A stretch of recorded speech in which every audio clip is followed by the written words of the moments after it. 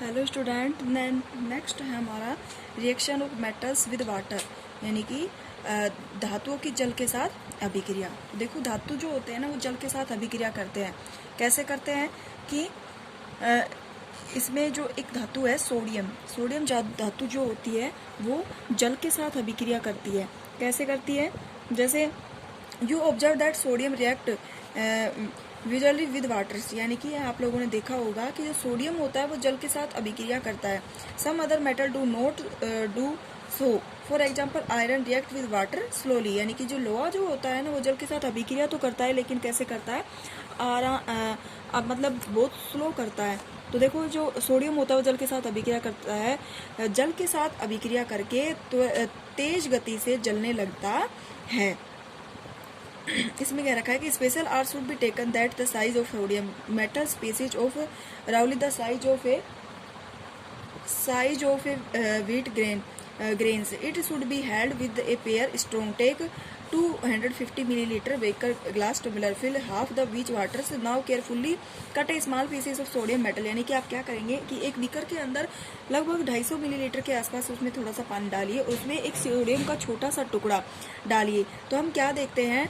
Dry it using filter paper and warp in the small pieces of cotton. Put the sodium pieces warp in cotton into the beaker. Observe you carefully कि when reaction stop touch the beaker become hot. Test the solutions with red and blue litmus paper. कि भाई जैसे ही हम क्या करते हैं, उस beaker के अंदर सोडियम का टुकड़ा डालते हैं, जल से भरे हुए बीकर के अंदर सोडियम का टुकड़ा डालते हैं तो सोडियम तीव्र गति से जलने लगता है। जैसे ये डायग्राम के अंदर दिखा रखा है कि सोडियम का टुकड़ा तीव्र गति से जलने लगता है, यानी कि उसके अंदर जो अग्नि है, आग जो है वो उत्पन्न हो जाती है। और जैसे ही हम उस सोडियम के टुकड़े को पानी से बाहर निकाल देते हैं तो उसके जो क्रियाशीलता होती है वो खत्म हो जाती है। इसलिए जो सोडियम जो होता है ना उसको केरोसिन के अंदर डाल करके रखा जाता है। ठीक है।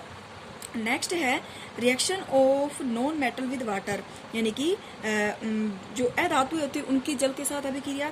तो generally non metal do not react with water though they many be very reactive in air, कि जो नॉन मेटल्स जो होते हैं वो अधिकतर जल के साथ अभिक्रिया नहीं करते हैं बल्कि हवा के साथ अभिक्रिया करते हैं। Such non metals are stored in water, यानी कि जो नॉन मेटल जो होते हैं वो जल से अभिक्रिया नहीं करते हैं लेकिन स्ट्रॉयड हो जाते हैं, यानी कि क्षति उनको पहुंचती है।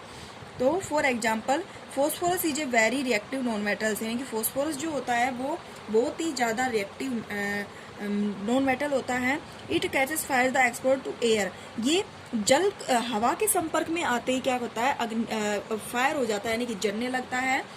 To prevents the connect of phosphorus with atmospheric oxygen, it is the stored in water. इसलिए फॉस्फोरस जो को ऑक्सीजन के संपर्क में ना रख करके उनको जल के संपर्क में रखा जाता है।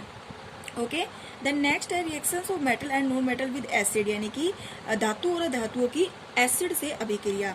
तो let us see how metal and non metals behave with acid, यानी कि आप लोगों ने क्या एसिड के साथ मेटल और नॉन मेटल की अभिक्रिया को होते हुए देखा है। तो देखो, इसमें बता रखा है कि Is there a difference the way metals and non-metals with react acids? What would the pop sound?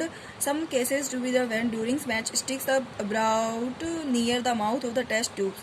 You must have found the non-metals generally do not react with acids, यानी कि हमें पता है कि जैसे कि नॉन मेटल जो होता है ना वो जल्दी से एसिड के संपर्क में आने पर रिएक्ट नहीं होता है, किसी तरह की कोई अभिक्रिया नहीं करता है।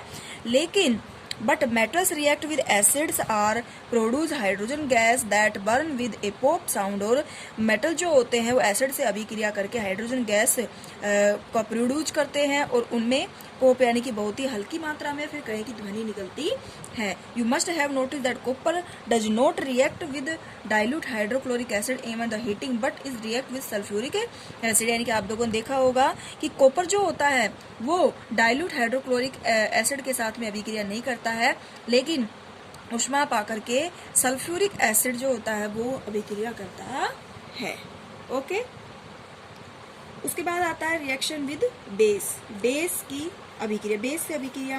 तो बेस से अभिक्रिया क्या होती है इसमें नेक्स्ट क्लास में इसको पढ़ेंगे।